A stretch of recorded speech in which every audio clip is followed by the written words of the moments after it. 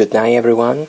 I'm Camilo Paredes from Integrated English Language 7, and tonight I'm gonna talk to you about the first unit of this year.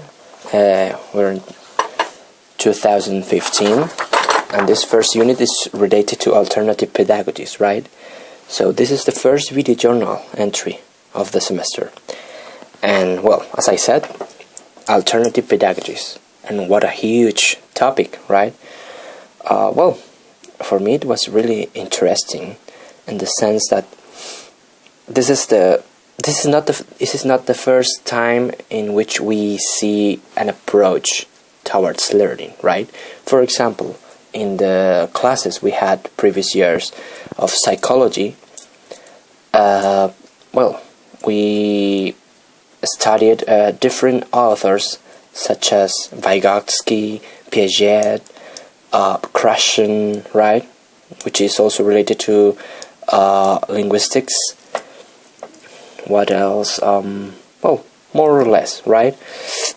And those authors more or less talked about this topic of the social learning, right? The scaffolding idea of creating knowledge, well, not knowledge, but learning together, not just the individual, right? But the individual within a community, learning by two, not just one, right?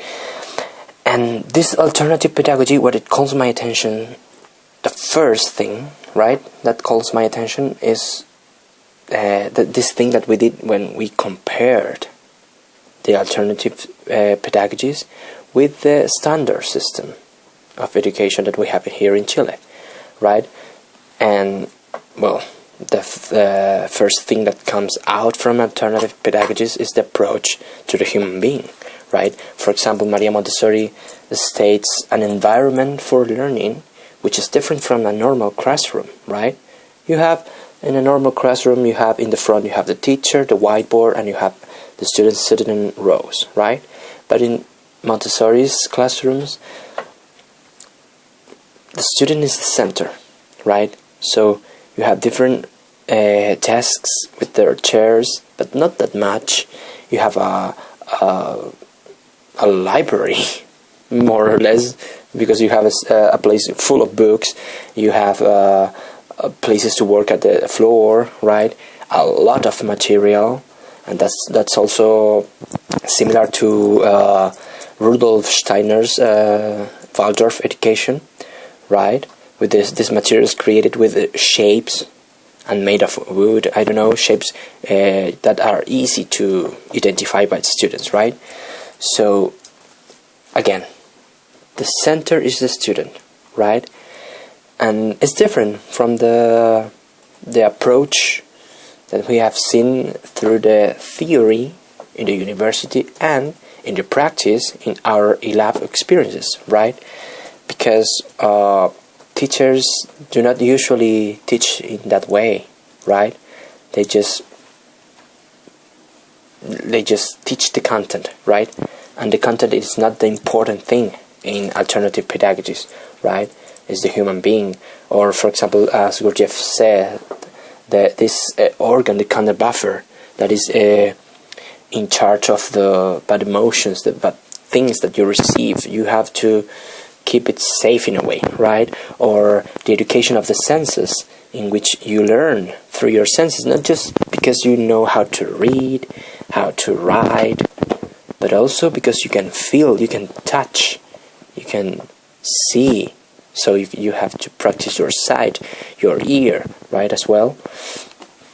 And eurythmy, which is something amazing from Waldorf schools, in which you learn how to portray like the words, the written words, but with your body, right? And every single letter is a different word, right? So more or less, this is something really different from what we have here in Chile, but nevertheless is something that would be I don't want to call it an utopia, right? But it would be really nice to implement in here, right?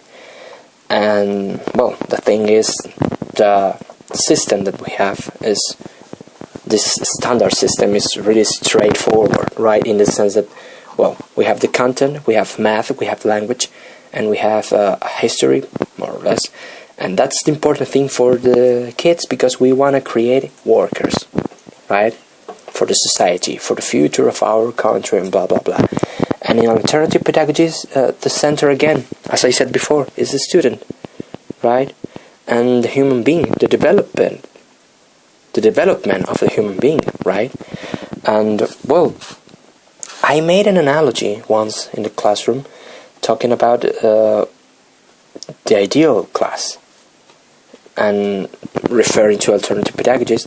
And this class should be like an orchestra, like a symphony, right?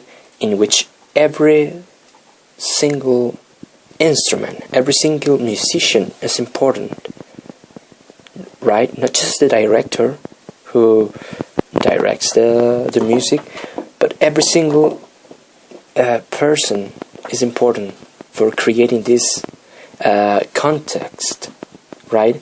To establish in this context, so everyone can learn and do this scaffolding idea of Vygotsky, or the rapport that is necessary for creative relationship with children and to improve their learning, right?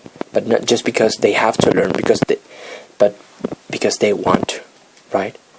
So, well, that's my opinion about this beautiful unit we've seen. And, well, any comments, please, in the section of the workers, okay? So, thanks for watching this video, and goodbye.